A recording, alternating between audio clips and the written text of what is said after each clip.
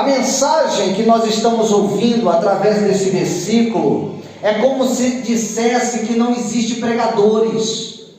Como ouvirão se não há quem pregue?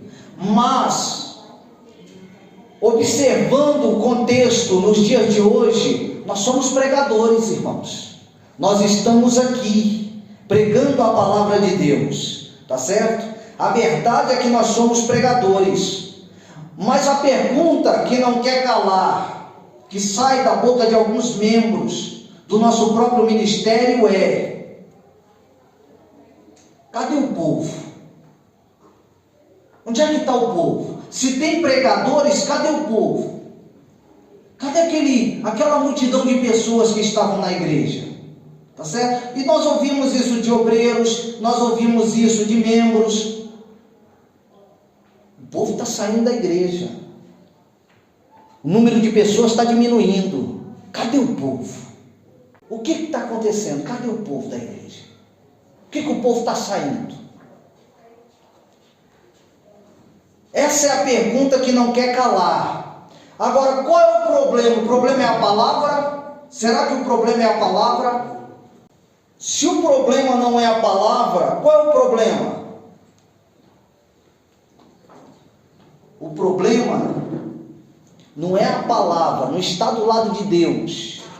O problema está na estratégia que nós estamos usando de forma errada.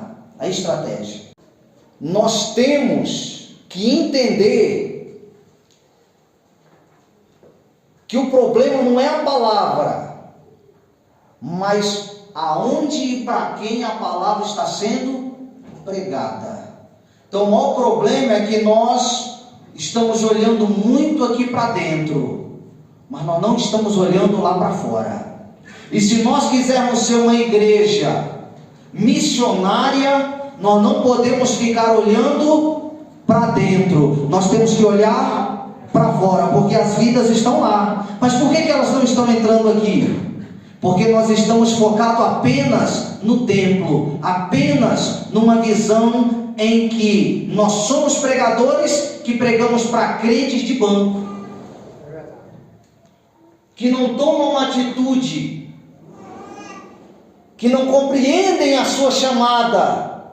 E nós temos 2 anos de ministério. No primeiro ano a igreja foi muito bem. Nos primeiros 4 meses, nos primeiros 5 meses, nos primeiros 7 meses, nós abrimos nas almas e abrimos aqui, abrimos em 2 lugares. Abrimos em 2 lugares. E a igreja ia de vento em polpa. Porém, de repente, as pessoas começaram a sair aos montes. Então, o problema não é falta de pregador, porque nós temos pregadores aqui, irmãos. Nós temos pregadores aqui. Nós temos pessoas que sabem manejar a palavra de Deus. Agora, se o problema não é a palavra, é a forma como a palavra está sendo pregada e para quem a palavra está sendo pregada. É uma visão voltada apenas para crente, para o lado de dentro. Nós estamos olhando muito para dentro e esquecendo de olhar para fora. Esquecendo de olhar para fora. Eu sou implantador de igreja. Paulo ele diz assim: olha, eu planto, Apolo rega, mas Deus dá o crescimento. Eu sou o plantador. Agora, como é que a semente vai crescer, se desenvolver, se não tem quem regue? Como que a semente vai crescer, se desenvolver, dar frutos, se não tem quem regue? Sem água, a semente não vai evoluir. Ela não vai prosperar. No mínimo, ela pode até apontar, crescer, até uma certa faixa etária, mas logo ela atrofia. Logo ela fica raquítica. Ela não vai prosperar, porque não tem água, não tem quem regue, não tem quem dê continuação ao trabalho. Por que a igreja está diminuindo, pastor, o número de membros? O senhor ainda não respondeu. Olhe para mim. Olhe para mim. Eu estou olhando para todos vocês, olhem para mim. A igreja está diminuindo porque nós estamos trabalhando da forma errada. A igreja está diminuindo por quê? Porque é como se um carregasse o piano, 49 ficasse olhando um carregar o piano e 50 sentado em cima do piano. Quem está entendendo o que eu estou dizendo? Como que vai dar certo? É uma conta que não fecha. Agora preste atenção. Dentro de Barra da Estiva existem inúmeras igrejas que também estão vazias. Nós, eu falo com propriedade o que eu vou falar aqui agora. Nós somos o único ministério com uma visão real de crescimento. Nós, com apenas 2 anos de ministério, nós somos a única igreja dentro de Barra da Estiva com a visão real de crescimento. Nós que estamos aqui. Esse ministério com essa placa pequena, esse ministério com poucas pessoas, nós somos a única igreja com uma visão real de crescimento. Nós aqui. Porque nós temos uma visão. Mas pastor, não tem condição, é verdade. Não tem uma estrutura confortável, é verdade. Mas nós temos uma visão. Agora, para que a visão aconteça, ela tem que sair do papel. Porque senão nós vamos nos tornar apenas pessoas visionárias. Tem que ter visão, mas para a visão acontecer tem que ter missão.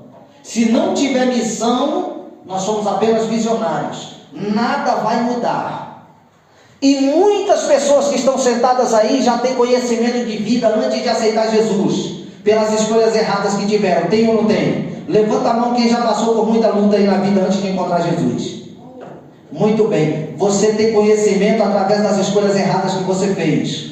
Agora, levanta a mão quem começou a adquirir conhecimento da parte de Deus depois que aceitou Jesus. Levante a mão. Muito bem. Agora, conhecimento armazenado não serve para nada. Você sabia disso? Conhecimento armazenado não serve para nada e não te faz chegar a lugar nenhum. É como se fosse água parada dentro da caixa d'água. A água só tem utilidade na minha e na sua vida quando chega na torneira.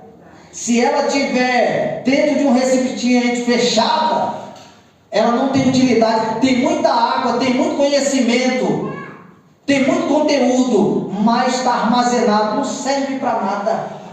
Não serve para nada. Conhecimento é para ser transmitido, é para ser passado. Muitas das vezes nós não estamos contando as maravilhas que Deus fez na nossa vida desse ministério do lado de fora, porque a gente só está olhando para o lado de dentro. Agora eu pedi para que vocês olhassem para mim, porque muitas das vezes nós estamos só. Nós estamos só.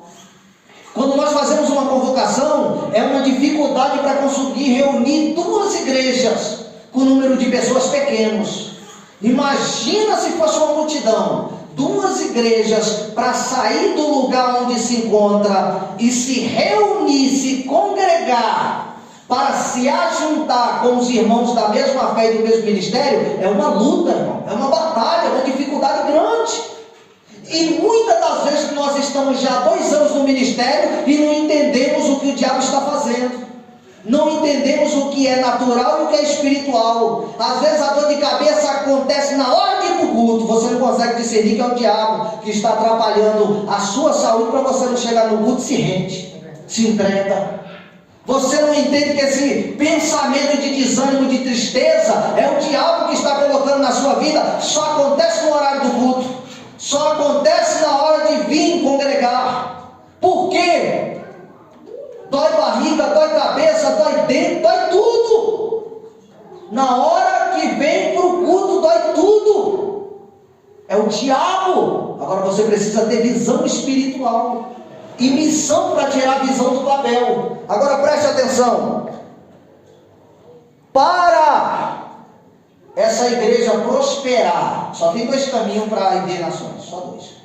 Ou ela vai prosperar ou ela vai fracassar. Só tem 2. Não tem uma terceira via. Ou vamos dar certo ou nós vamos dar errado. Não existe uma terceira via. Ah, não, vamos contar com a sorte. Ah, vamos orar. Nós somos crentes que subimos monte, irmãos. Nós somos crentes que dobramos os joelhos no clamor do meio-dia. Nós somos crentes de ler Bíblia. Nós somos crentes espirituais e com conhecimento da palavra. Agora, conhecimento armazenado não serve para nada. Não adianta você subir monte e pedir poder de Deus e não sair lá fora para expulsar os demônios. Não adianta você subir monte para pedir para que Deus venha te usar e na hora que Deus quer te usar, você recua. Preste atenção.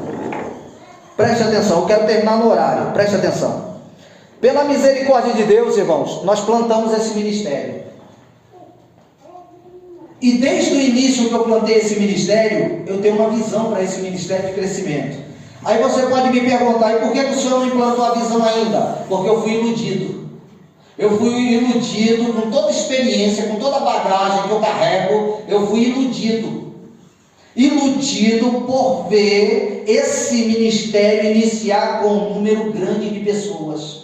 E eu caí na besteira de acreditar que a unção era o suficiente para ver a casa cheia. E maldito é o homem que confia no...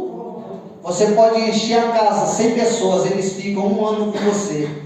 Quando eles não se interessarem mais pelo que você está pregando, eles viram as costas sem dar satisfação, vão embora e acabou.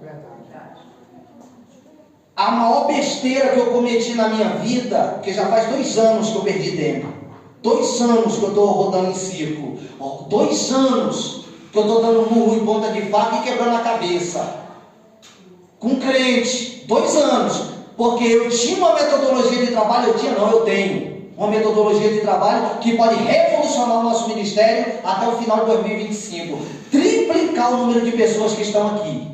Mas eu não usei no início, quando eu fundei o ministério, porque eu acreditei, fui iludido, fui infantil, eu acreditei no número de pessoas que estavam entrando aqui. Pessoas que não nasceram aqui, mas vieram de outras denominações, não como alguns que vêm e realmente permanecem, são fiéis àquilo que falam, seguram a palavra, mas pessoas que não têm compromisso com o Deus da obra, somente com as bênçãos que o Deus dá. O dia que Deus para de abençoar, no primeiro momento de crise, no primeiro momento de dificuldade, ele larga a fé, ele abandona a igreja e ele não quer saber do que o pastor pensa.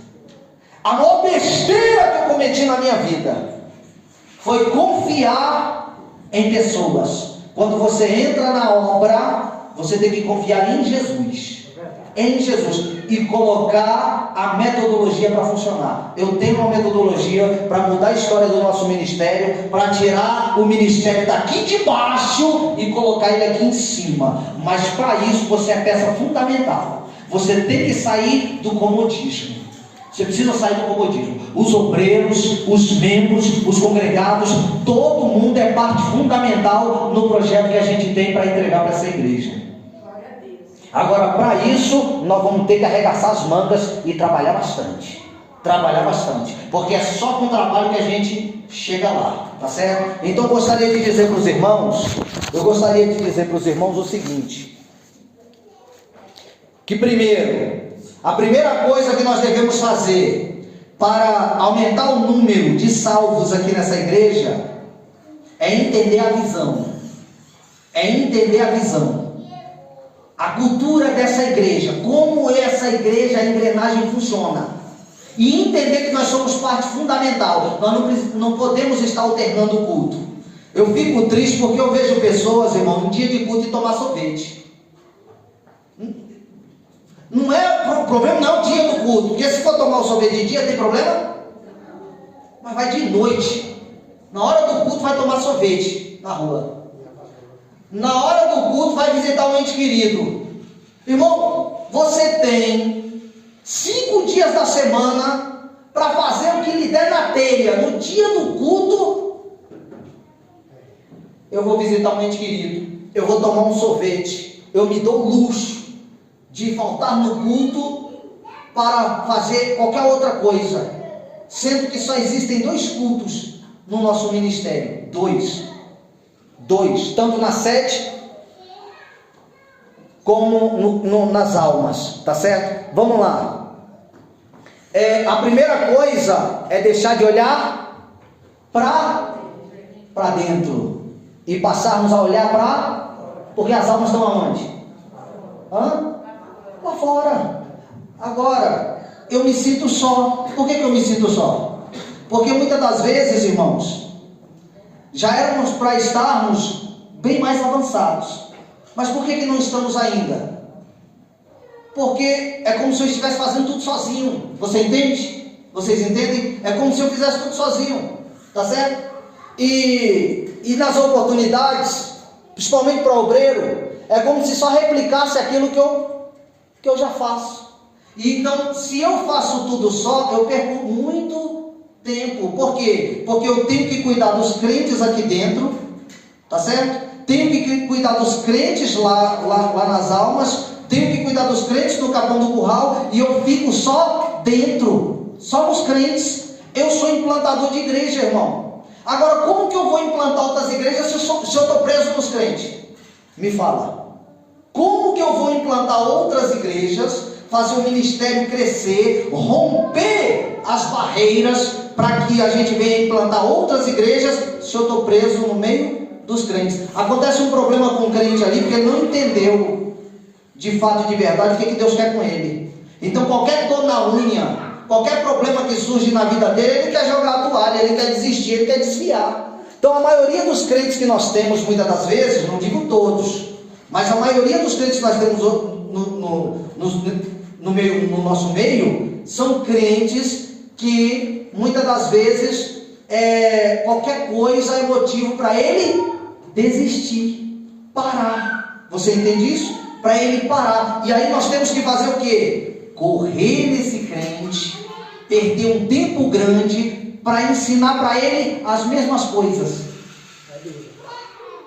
As mesmas coisas que ele já sabe, só não toma posse. Então a gente está lá ensinando e correndo as mesmas coisas. Uma mão por cima, outra por baixo. As mesmas coisas. Para quê? Para que ele não se desvie. Muito bem. O primeiro passo para essa igreja, ela sair de onde ela está. Porque nós temos o quê? Deixa eu lhe falar. Nós temos 18 crentes nas almas. 18. Porque lá nós perdemos muita gente também. Nós temos 18 crentes aqui. Olha só. Pouquíssimo. E nem os 18 todos de lá não estão aqui. E os 18 daqui todos também não estão aqui. Olha a mentalidade da nossa igreja, como é mesquinha, medíocre, como é fraca. Olha a mentalidade. Vamos ser realista. Estou falando da minha igreja, estou falando da igreja dos outros. Estou falando da minha igreja. Olha como é fraca a mentalidade. Medíocre e mesquinha. Fraca, pequena, raquítica, atrofiada. Planta sem água. Não se desenvolve. A tendência é secar e morrer. E se morrer essa obra é uma pena. Uma pena. Eita, se aí ter nações morrer vai ser uma pena. Vai ser uma pena, irmão. Deus está fazendo tantas coisas na vida das pessoas, só que a gente não fala do que Deus está fazendo para quem realmente precisa ouvir. Outras pessoas que também estão, como você estava, cansado, sobrecarregado, oprimido, e não vem para Jesus aliviar porque você está de boca fechada. Muito bem. Primeiro passo é tirar os olhos aqui de dentro. Porque se a gente ficar olhando aqui para dentro, a gente só vai ver pessoas saindo. Eu vou perder uma crente boa agora. Vocês sabiam que eu vou perder uma crente boa? Mas é por uma boa causa. Mas eu vou perder. Como eu já perdi crentes bons por boa causa. Estou perdendo a irmã Tereza. Estou perdendo a irmã Tereza. Para quem, pastor? Para a Universal, para a Assembleia ou para a Mundial? Para Mato Grosso. Graças a Deus, para ninguém. Nenhum desses. Nasceu aqui. Estou perdendo para o Mato Grosso. Vai morar com a família lá. Você tá entendendo? O último culto é hoje dela aqui com a gente. Dia 28 ela viaja. Tá certo? Vou orar por ela. Então é uma dor para o pastor. Como eu perdi a Juliana também, a filha dela, que era uma bênção.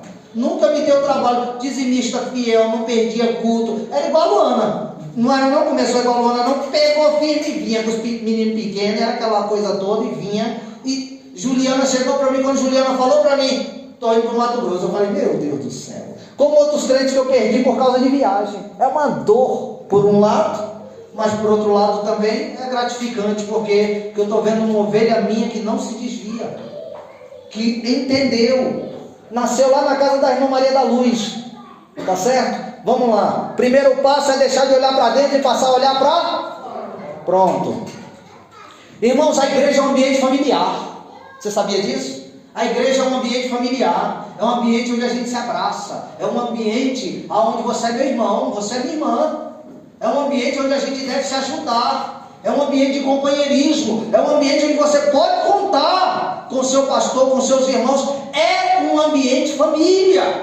Agora, além de ser um ambiente família, entenda, também é um ambiente de disciplina. A igreja é um ambiente de disciplina, tá certo? E por esse motivo, você também é um ambiente de disciplina, é que muitas pessoas não ficam, por isso que muitas pessoas não permanecem. Por quê? Porque quando a ideia dela confronta com a doutrina, ela não suporta. Eu pensei que não era assim, aí ela vai embora. Quando confronta com a doutrina, aí ela desiste, ela desanima. Aqui é um ambiente familiar, resgatador, consolador, um ambiente de apoio, as portas estão abertas, não é para alguns, é para todos, mas é um ambiente de disciplina, aonde você vem de um jeito e Jesus te coloca de outro jeito, aonde você chega aqui, casca grossa e ele te lapida, aonde você chega destruído, sujo, maltrapilho, vem do fundo do poço, aí ele troca as vestes velhas, coloca a veste nova, corta a barba, faz o cabelo, coloca anel de honra no dedo e sandália nova. Ele muda você, tanto por dentro como por fora. Então é um ambiente família, onde todos são tratados. Agora, se você for analisar, a igreja também disciplina, tá certo? A igreja também disciplina. Agora, o que está faltando? O que está faltando?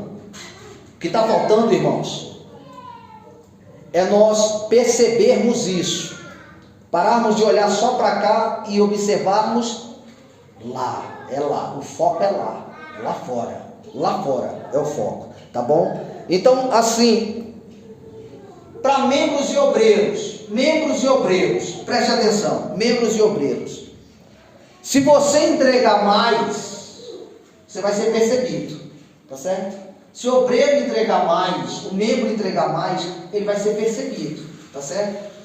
Porque não é a igreja que vai promovê-lo, não é. É ele que vai conquistar a sua consagração.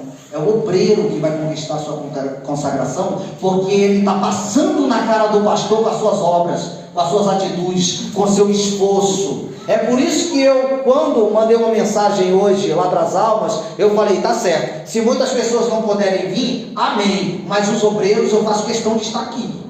Por que eu faço questão de estar aqui? Porque são os homens de linha de frente, tá certo? Sua mãe pode não vir, seu pai pode não vir, tá certo? Sua esposa pode não vir, mas você tem que vir. Por que você tem que vir? Porque você é obreiro, é chamado. Então entenda que a chamada, ela, muitas das vezes, ela faz com que você saia da sua zona de conforto, ela confronta você. Quando eu fui obreiro, e eu sou obreiro até hoje, tá certo? Ninguém precisa mandar, ninguém precisa falar o que eu devo fazer, eu sei o meu lugar, eu sei o que é preciso fazer. Se falta água na jarra, eu vou lá, coloco água na jarra. Se a cadeira está fora do lugar, eu vou lá, coloco a cadeira no lugar. Eu sou perfeccionista, eu gosto de colocar as cadeiras tudo em ordem, eu gosto de ver se tem alguma coisa errada na igreja para mim poder consertar. Então ninguém precisa falar nada para mim. O obreiro, se ele se destaca, ele vai ser percebido. Se ele é percebido, a igreja não consagra ele conquista essa consagração, porque ninguém pode barrar o trabalho de alguém que está sendo executado. Então nós temos que entender isso. Isso é importantíssimo também para o crescimento da igreja. E neste ano de 2025, nós vamos tirar isso do papel. Nós vamos tirar isso do papel, tá certo? Vamos tirar isso do papel. Por quê? Porque é necessário, tá bom? Outra coisa, não espere oportunidade. Não espere. O obreiro, quando é crente, o membro, quando é crente, quando é bom, quando é servo, Ele não espera a oportunidade, ele gera a oportunidade. Ele cria a oportunidade. Ele entra na brecha. Não tinha oportunidade para Davi? Tinha? Não tinha. Mas ele gerou oportunidade. Porque quanto a maioria, para não dizer todos, fugiam de Golias, ele viu em Golias a oportunidade. Ele gerou a oportunidade para chegar onde ele chegou. Então não fuja dos desafios. Não fuja das convocações. Quando você for convocado, quando você for chamado, diga: eis-me aqui. Porque o problema não é a falta de pregadores. O problema é que nós estamos pregando para crentes sentados nos bancos.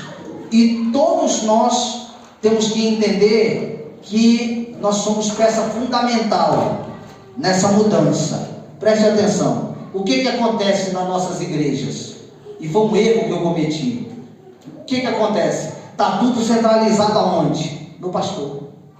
Está tudo centralizado no pastor. Tudo está centralizado no pastor. Mas nós vamos descentralizar.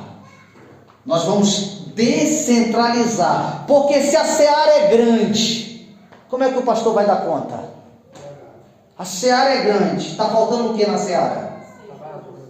Está faltando o quê? Ceifeiros, trabalhadores, obreiros. Como é que o pastor vai dar conta? A seara é grande, ninguém faz a obra de Deus sozinho. Agora, se nós quisermos ver a mudança nesse ministério, se nós queremos ver o crescimento em números, em grau, em qualidade, em gênero, nós vamos ter que entrar nesse desafio. Vamos ter que entrar nesse desafio, tá certo? Por quê? Porque é assim que funciona, tá certo? Quando você gera oportunidade, quando você se destaca, quando você conquista a sua consagração, o que acontece? Você voa. Você voa. Você voa. Agora você tem que voar do jeito certo. Você precisa voar do jeito certo. Não adianta você voar, tá certo? Com V da vaidade, o O do orgulho e o A da arrogância. Você tem que voar do jeito certo. Eu quero voar.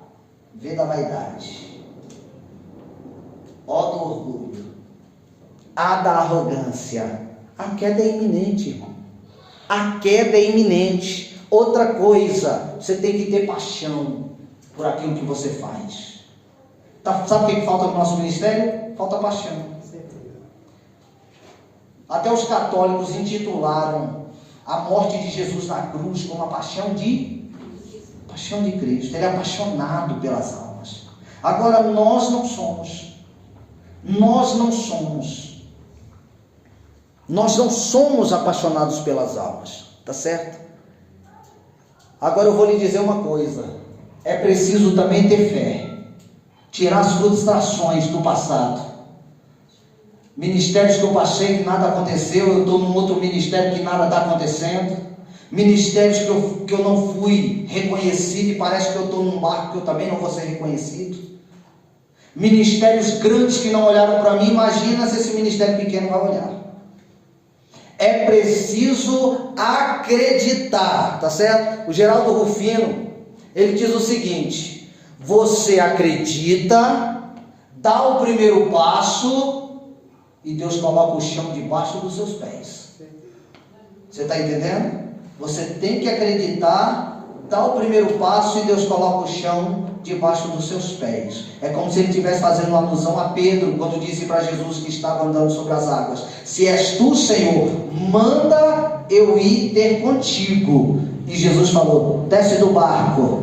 E aí Pedro acreditou, deu o primeiro passo e Deus colocou o chão embaixo dos seus pés e ele não afundou pisando na água. Você precisa crer. Você precisa crer. É necessário crer, tá certo? É necessário crer. Agora, eu gostaria de fazer algo aqui, tá bom? Porque nós temos um projeto, nós temos uma visão. Essa visão eu vou passar com clareza no dia da ceia. Mas hoje eu vou lhe dar uma missão, tá certo? Hoje eu vou lhe dar uma missão. Eu já tenho um projeto, não vai dar tempo de eu falar do projeto, mas eu preciso que você acorde. Nós não podemos de forma nenhuma só olhar para dentro.